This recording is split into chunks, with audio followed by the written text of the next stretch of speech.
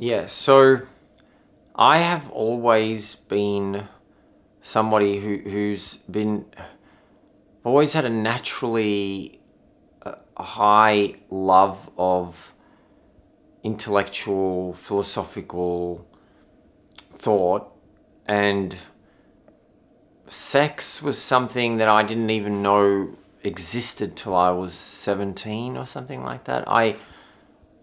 I was completely under the impression that just somehow I never really gave it much thought. I was really at the time sneaking into university quantum physics lectures, and the thought of thinking about girls just didn't enter my mind.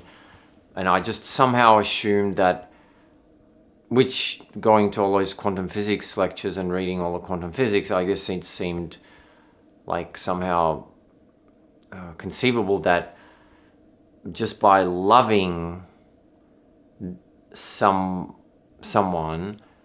they would get pregnant. Like as in just the thought of loving them without them even really having to do anything. And I didn't know there was a physical aspect to making kids. I just thought it was that you just love somebody and it just happens like that somehow through quantum entanglement or some kind of a field theory that would somehow connect the two minds. And then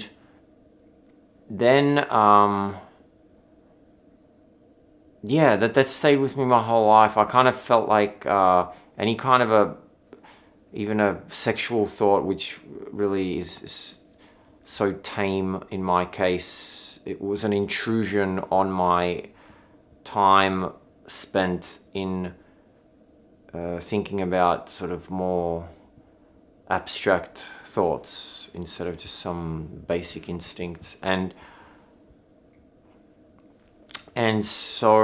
then growing up with my sisters, so I grew up with two girls and my mum, and I was very close to my mum, very close to my sisters. And so I was always very comfortable with female company, to the point where I was probably, just as comfortable as being with men. I was with women, and every aspect of that, and being that sort of sister, mother, and later daughter relationship with women. That's my main sort of interaction. The main way that I love being with women is that I love the conversation, I love the companionship, I love the affection. I guess that's the special thing with women, is that you can have that affection. And my sort of my preference for where to be with a particular chick is just on the border of intimacy with affection. So that's my favorite bit. I don't want to go any further. I like that bit where you just you could do that like with a pet, like, stroking them or something, and nobody would think that that's a sexual thing. That's just an affection, right? Like if you're sitting there and you're stroking your dog, nobody's going to think that's sexual. That's just affection. And I like to take affection all the way up to the limit of intimacy with a chick. And I really love it right there, where I can stroke them, they can stroke me, we can cuddle, we can kind of be affectionate, but on the border of intimate. And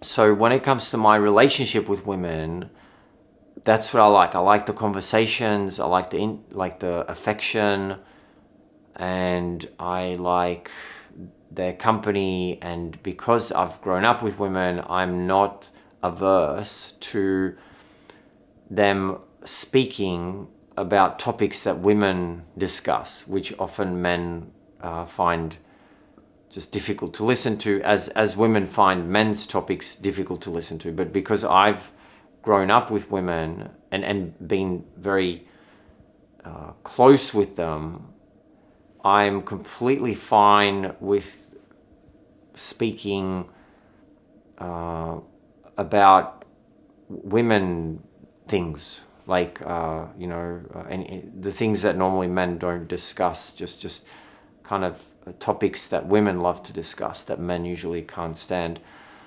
And therefore, and because it's not much into the intimacy aspect of it, I like to have lots of women friends.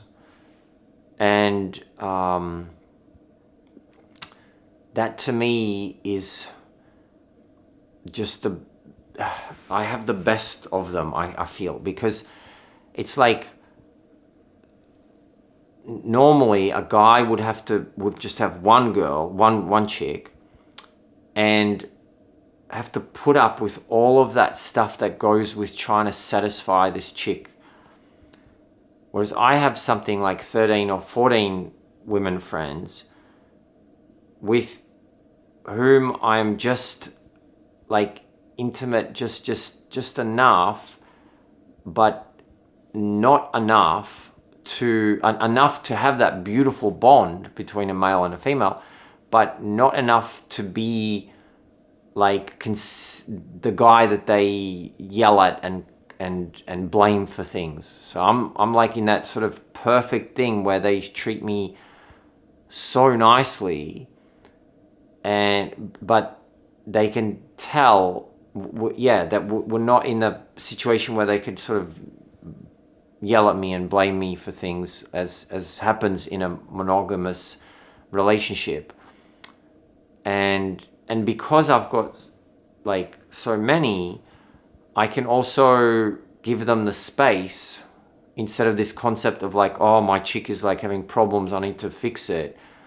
When a chick is having those kind of problems where it is actually best to just leave her in her own space to work it out, I can do that because I've got the 12 other chicks that I can go and talk to, and they can all be having issues, and I can just give them their space and never be in the firing zone of any of them, and only just be having the interaction with the ones that are feeling nice, and we can do that. Yeah, so that's my sort of way of how so instead of going out with one chick and having to cop all of that stuff that they do to a man with whom they're like fully intimate with, I have just the beautiful side of them where we just have the most beautiful conversations, and